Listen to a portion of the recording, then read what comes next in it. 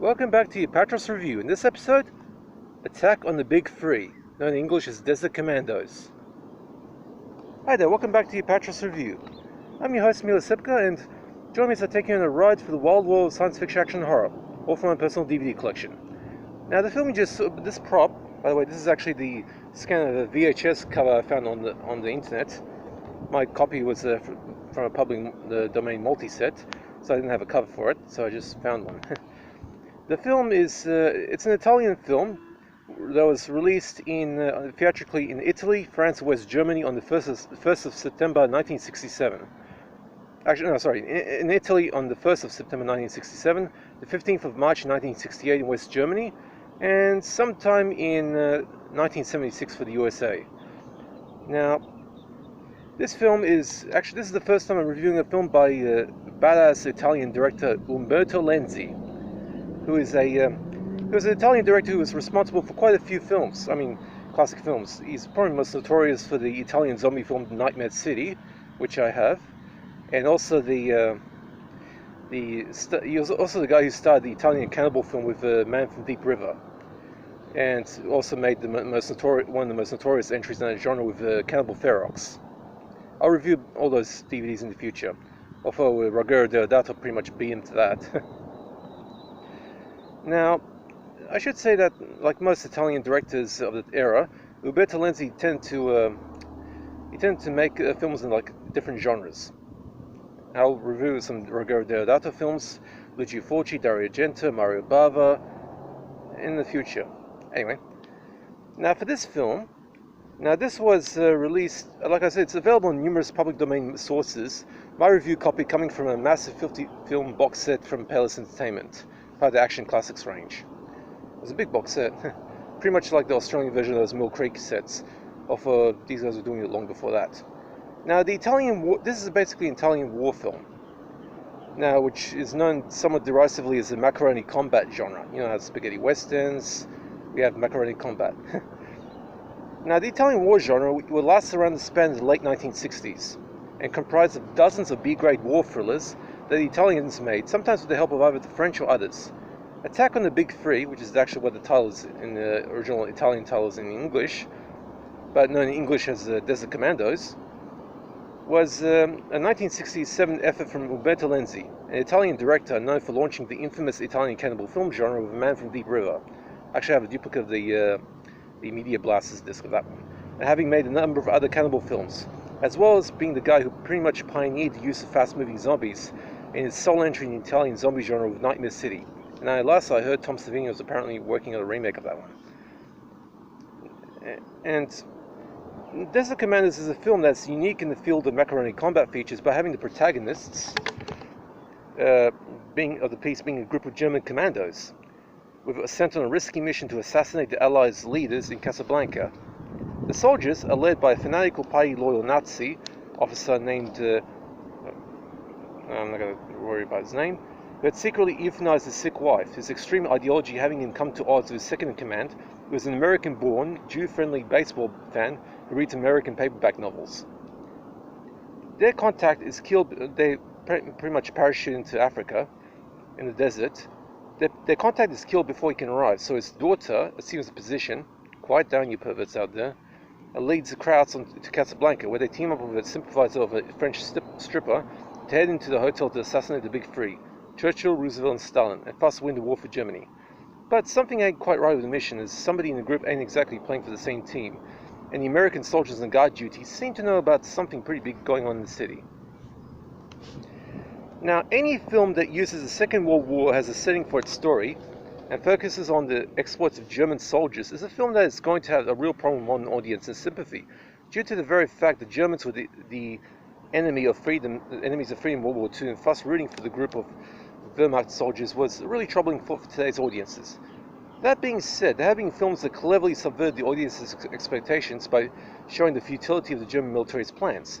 For example, the Michael Caine classic The Eagle Has Landed was undoubtedly the best of this kind of thing, of which Lenzi's film is sort of a forerunner. In fact, he made the film long before the book even came out that The Eagle Has Landed was based on. Interesting.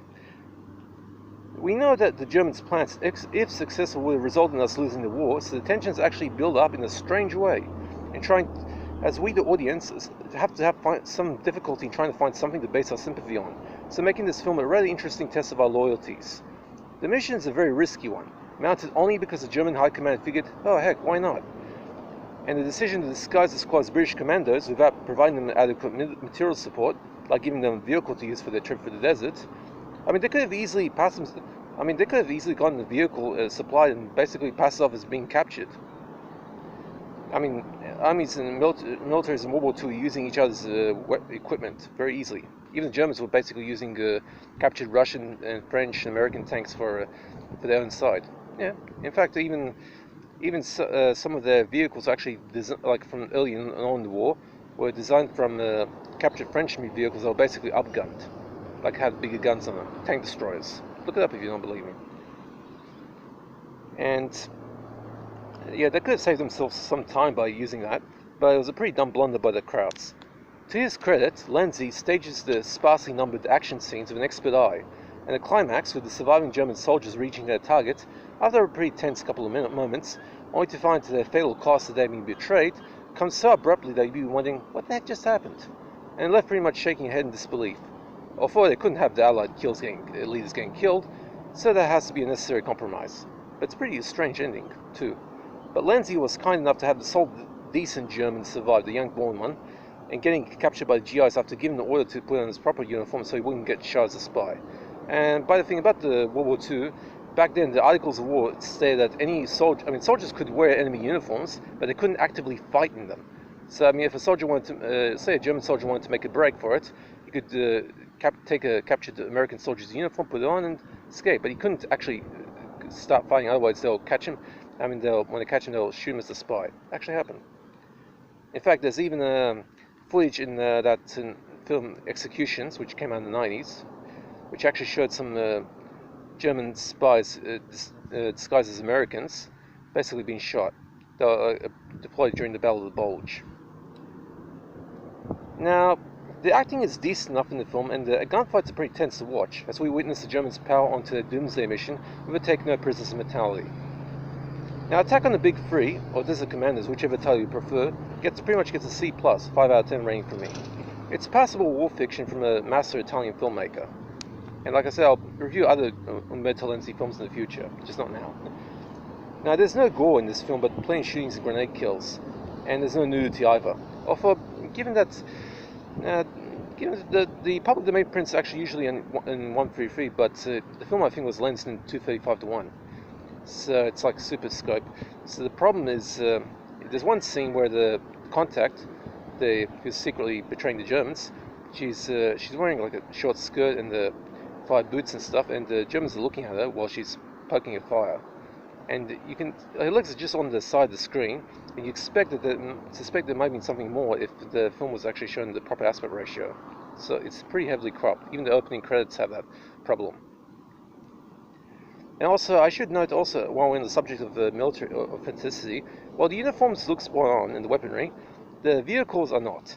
And pretty much because in those days, getting authentic military vehicles for a B-budget production was kind of a little hard to get. So the tanks you see in the film are not from World War II.